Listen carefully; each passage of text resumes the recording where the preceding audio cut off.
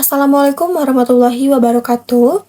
Perkenalkan, nama saya Resti Alpiani dengan nomor induk mahasiswa 240301010075. Pada kesempatan kali ini, saya akan mempresentasikan materi dari mata kuliah pengantar akuntansi 1 dengan judul Fraud, Internal Control, dan Cash. Di presentasi ini, saya akan membahas tentang apa itu fraud atau kecurangan, bagaimana pentingnya pengendalian internal dalam perusahaan, serta bagaimana pengelolaan kas dan rekonsiliasi bank dilakukan agar perusahaan terhindar dari kesalahan maupun penyalahgunaan dana. Semoga materi yang saya sampaikan bisa dipahami dengan baik. Next. Pada slide ini, saya akan membahas tentang fraud. Fraud atau kecurangan adalah tindakan tidak jujur yang dilakukan secara sengaja untuk mendapatkan keuntungan pribadi dan merugikan perusahaan. Fraud bukan kesalahan biasa, tetapi memang ada niat untuk menipu. Contohnya seperti menggelapkan dana uang kas, memasukkan laporan keuangan, atau membuat laporan transaksi fiktif. Fraud bisa terjadi karena adanya tekanan, kesempatan, dan pembenaran dari pelaku. Jika pengawasan perusahaan lemah, maka kesempatan untuk melakukan kecurangan akan semakin besar. Karena itu, perusahaan harus memiliki sistem pengendalian yang baik untuk mencegah terjadinya fraud atau kecurangan. Next. Selanjutnya adalah internal control atau pengendalian internal. Internal control adalah sistem yang dibuat perusahaan untuk melindungi aset, menjaga keakuratan laporan keuangan, meningkatkan efisiensi, dan memastikan kepatuhan terhadap aturan. Pengendalian internal berfungsi sebagai sistem keamanan perusahaan untuk mengurangi risiko kesalahan pencatatan dan mencegah terjadinya kecurangan. Tanpa pengendalian internal yang baik, perusahaan akan lebih mudah mengalami kerugian. Oleh karena itu, internal control sangat penting dalam sistem akuntansi dan manajemen perusahaan. Next. Pada slide ini, saya akan membahas prinsip-prinsip dalam pengendalian internal. Prinsip pertama adalah pemisahan tugas. Artinya, satu orang tidak boleh menangani seluruh proses transaksi agar tidak ada kesempatan melakukan kecurangan sendiri. Kedua, ada prosedur dokumentasi. Setiap transaksi harus memiliki bukti tertulis yang jelas dan bernomor urut supaya mudah ditelusuri. Ketiga, ada pengendalian fisik seperti berangkas, password, dan CCTV untuk melindungi aset perusahaan. Keempat, ada verifikasi internal yang independen, yaitu adanya pemeriksaan ulang oleh pihak lain agar kesalahan bisa segera diketahui. Kelima, ada pengendalian sumber daya manusia, seperti rotasi jabatan dan cuti wajib untuk mencegah kecurangan dalam jangka waktu yang panjang. Kelima prinsip ini saling melengkapi agar sistem pengendalian internal berjalan dengan efektif. Next. Pada slide ini, saya akan membahas tentang pengendalian atas penerimaan kas dan pengeluaran kas. Kas adalah aset yang paling mudah disalahgunakan karena berbentuk uang tunai, sehingga pengendaliannya harus ketat. Untuk penerimaan kas, setiap uang yang masuk harus dibuatkan bukti, segera disetorkan ke bank, dan dicatat oleh orang yang berbeda, agar tidak ada kesempatan untuk melakukan kecurangan. Untuk pengeluaran kas, lebih aman menggunakan cek atau transfer bank, supaya setiap transaksi bisa dilacak. Biasanya digunakan voucher system yang memerlukan dokumen pendukung dan persetujuan sebelum pembayaran. Sedangkan untuk pengeluaran kecil sehari-hari perlu menggunakan petty cash fund atau kas kecil. Dengan pengendalian yang baik atas penerimaan dan pengeluaran kas, risiko kesalahan dan kecurangan dapat diminimalkan. Next. Pada slide ini, saya akan membahas tentang petty cash fund atau kas kecil. Kas kecil adalah dana tunai yang disediakan perusahaan untuk membayar pengeluaran kecil dan rutin, seperti ongkos kirim, materai, atau biaya parkir. Tujuannya agar perusahaan tidak perlu menggunakan cek atau transfer untuk pembayaran kecil karena kurang efisien. Pengelolaan kas kecil melalui 3 tahap, yaitu pembentukan dana, penggunaan dana, dan dengan bukti transaksi, juga pengisian kembali sesuai jumlah yang telah dipakai. Jika terjadi selisih saat pemeriksaan, dicatat sebagai cash over jika kelebihan, dan cash short jika kekurangan. Meskipun nominalnya kecil, kas kecil tetap harus diawasi dengan baik untuk mencegah kesalahan dan penyalahgunaan. Next. Pada slide ini, saya akan membahas tentang rekonsiliasi bank. Rekonsiliasi bank adalah proses mencocokkan saldo kas menurut buku perusahaan dengan saldo menurut laporan bank.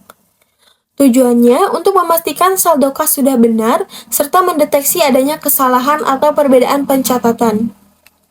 Perbedaan saldo biasanya wajar terjadi karena ada transaksi yang sudah dicatat perusahaan, tetapi belum dicatat oleh bank, ataupun sebaliknya.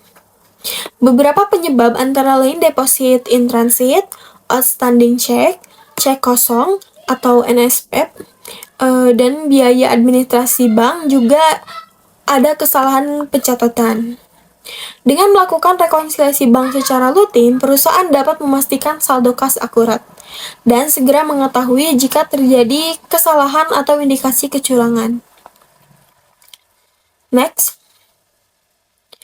Pada slide ini, saya akan membahas tentang pelaporan kas dalam laporan keuangan. Kas adalah aset yang sangat penting karena digunakan untuk membiayai kegiatan operasional perusahaan, sehingga harus dilaporkan secara jelas dan akurat. Kas meliputi uang tunai, saldo giro di bank, cek yang siap dicairkan, dan kas kecil.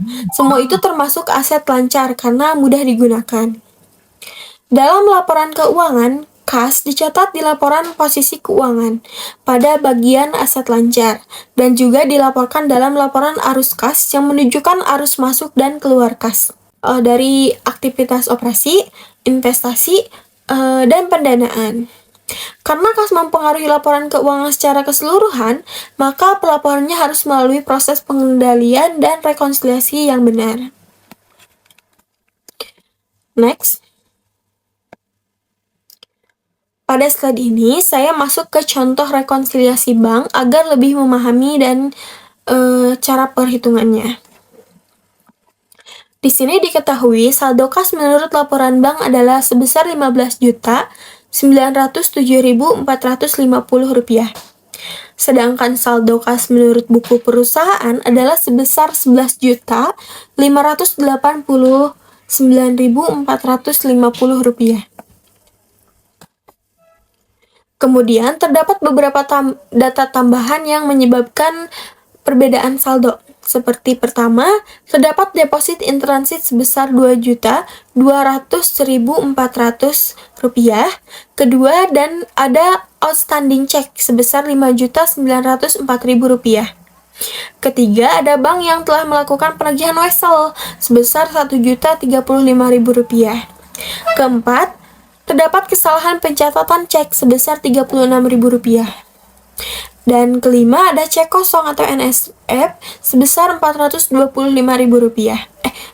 Sebesar Rp425.600. Dan yang terakhir ada biaya administrasi bank sebesar Rp30.000. Dari data tersebut, kita perlu melakukan penyesuaian terhadap saldo bank dan saldo buku. Langkah pertama adalah menyesuaikan saldo menurut bank, dan langkah kedua menyesuaikan saldo menurut buku perusahaan. Jika hasil akhirnya sama, berarti rekonsiliasi bank telah dilakukan dengan benar dan sesuai prosedur. Next, pada langkah pertama kita menyesuaikan saldo menurut laporan bank. Saldo awal menurut laporan bank adalah Rp15.907.450. Kemudian kita sesuaikan dengan data yang mempengaruhi pihak bank, yaitu deposit in transit dan outstanding check.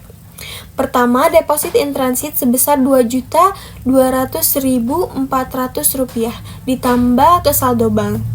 Hal ini karena uang tersebut sebenarnya sudah disetor dan sudah dicatat oleh perusahaan, tetapi belum dicatat oleh bank, jadi harus ditambahkan agar sesuai dengan kondisi yang sebenarnya. Kedua, outstanding check sebesar Rp5.904.000 dikurangkan dari saldo bank. Ini karena cek sudah dikeluarkan dan dicatat oleh perusahaan tetapi belum dicairkan oleh penerima, sehingga belum tercatat di laporan bank. Maka, perhitungannya adalah Rp15.907.450 ditambah Rp2.200.400 dan dikurangi Rp5.904.000, hasilnya adalah Rp12.204.850. Jumlah ini disebut saldo bank yang telah disesuaikan.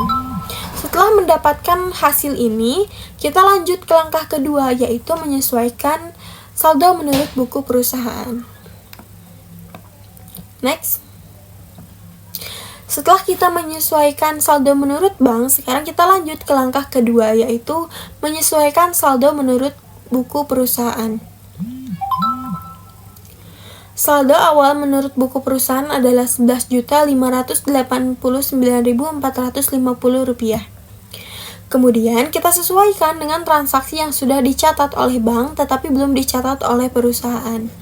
Pertama, ada penagihan wesel oleh bank sebesar Rp1.035.000. Karena bank sudah menagih dan menambahkan uang tersebut ke rekening perusahaan, maka saldo buku harus ditambah. Kedua, terdapat koreksi kesalahan pencatatan cek sebesar Rp36.000. Karena ini merupakan koreksi yang menambah saldo, maka juga ditambahkan ke saldo buku. Ketiga, ada cek kosong atau NSF sebesar Rp425.600. Karena cek dari pelanggan ternyata tidak bisa dicairkan, maka saldo buku harus dikurangi. Keempat, terdapat biaya administrasi bank sebesar Rp30.000. Biaya ini langsung dipotong oleh bank sehingga harus dikurangkan dari saldo buku. Maka perhitungannya adalah Rp11.589.450 ditambah Rp1.035.000 ditambah Rp36.000 dikurangi Rp425.600 dikurangi Rp30.000. Hasil akhirnya adalah Rp12.204.850. Karena saldo yang telah disesuaikan sama dengan saldo bank yang sudah disesuaikan sebelumnya, maka rekonsiliasi bank sudah dilakukan dengan benar. Next. Setelah rekonsiliasi bank selesai dan kita menemukan penyesuaian pada saldo buku, maka langkah berikutnya adalah membuat jurnal penyesuaian. Jurnal ini dibuat agar pencatatan perusahaan sesuai dengan kondisi yang sebenarnya di bank. Pertama, untuk cek kosong atau NSF sebesar Rp425.600. Karena cek pelanggan tidak bisa dicairkan, maka kas perusahaan berkurang dan piutang usaha muncul kembali. Jurnalnya adalah debit piutang usaha Rp425.600. Kredit kasnya Rp425.600. Kedua, untuk biaya administrasi bank sebesar Rp30.000. Biaya ini mengurangi kas dan dicatat sebagai beban. Jurnalnya adalah debit beban administrasi sebesar Rp30.000, kredit kas sebesar Rp30.000. Ketiga, untuk penagihan wesel oleh bank sebesar Rp1.035.000. Saat bank menagih wesel, kas perusahaan bertambah. Jika ada bunga, maka dicatat sebagai pendapatan bunga. Jurnalnya adalah debit kas Rp1.035.000, kredit note receivable Rp1.004.000, kredit interest revenue Rp50.000, dan jika ada biaya administrasi sebesar Rp15.000, maka dicatat sebagai debit beban administrasi Rp15.000. Dengan dibuatnya jurnal penyesuaian ini, maka saldo kas dalam pembukuan perusahaan sudah benar dan sesuai dengan hasil rekonsiliasi bank. Next. Sebagai kesimpulan, fraud adalah tindakan kecurangan yang dapat merugikan perusahaan, baik secara finansial maupun reputasi. Untuk mencegahnya, perusahaan harus menerapkan sistem pengendalian internal yang baik, seperti pemisahan tugas, dokumentasi yang jelas, pengendalian fisik, dan verifikasi independen. Kas merupakan aset yang paling rentan terhadap kecurangan, sehingga perlu pengawasan ketat dalam penerimaan, pengeluaran, dan pengelolaan kas kecilnya. Rekonsiliasi bank juga penting untuk memastikan saldo kas sudah sesuai dan mendeteksi kesalahan lebih cepat. Dengan pengendalian internal yang kuat, perusahaan dapat meminimalkan risiko kerugian dan menjaga kestabilan keuangan. Demikian presentasi yang dapat saya sampaikan mengenai fraud, internal control, dan cash.